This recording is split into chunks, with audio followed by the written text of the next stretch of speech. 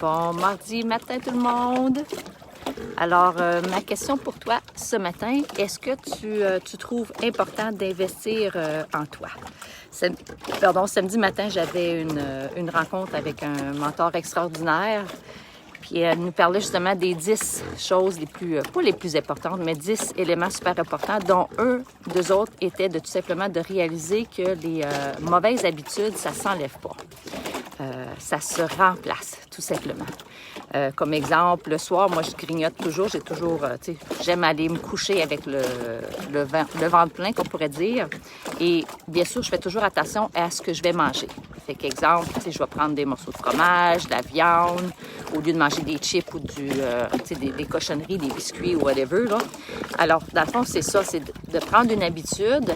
Et quand on sait que c'est une mauvaise habitude, c'est juste de la remplacer par une meilleure habitude. Et là, je voudrais savoir l'investissement en soi. La vidéo que j'écoutais ce matin, il racontait son histoire, qu'il avait 25 ans. Et puis qu'à 25 ans, les créanciers couraient après lui. Il y avait une femme, des enfants, et il faisait des mauvais choix. Dans le fond, il s'en allait, puis il blâmait tout simplement le gouvernement, il blâmait son travail, il blâmait les gens négatifs autour de lui. Fait que tout le monde était responsable pour son échec, jusqu'à temps qu'il réalise que, dans le fond, tout dépendait de lui. Alors, 6 ans après, à l'âge de 30 ans, il est devenu millionnaire. Et c'est ce qu'il a dit, c'est que c'est drôle. Il dit, j'avais la même femme, j'avais les mêmes enfants, j'avais les mêmes gens négatifs autour de moi, j'avais le même gouvernement, le même taux de taxage, toutes les choses, les maisons, c'était la même chose. La seule différence, c'est que c'était moi qui avais changé.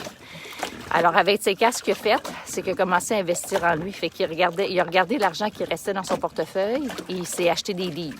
Et là, il a investi en lui. Il a appris.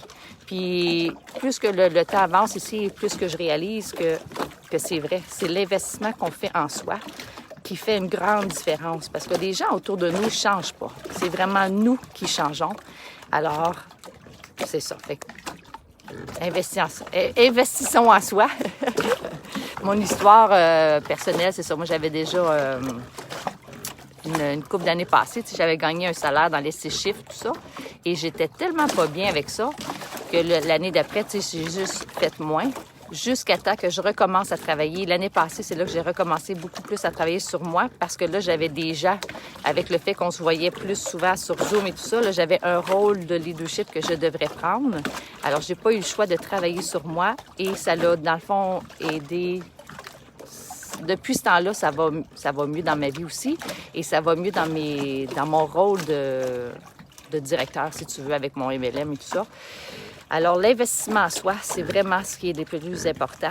Alors, s'il te reste de l'argent en ce moment dans ton portefeuille, prends-le et va t'acheter un livre sur la croissance personnelle. Il y a plein de bons livres vraiment autour de nous. Et c'est la seule chose qu'on a le contrôle, c'est sur soi. Peu importe le gouvernement, peu importe les décisions qui se font à l'extérieur de nous, les décisions que les gens autour prennent de nous, c'est pas ça qu'on a le contrôle, mais on a le contrôle de nous-mêmes. Fait que je te souhaite de passer une belle journée, puis on se reparle bientôt. Bye bye!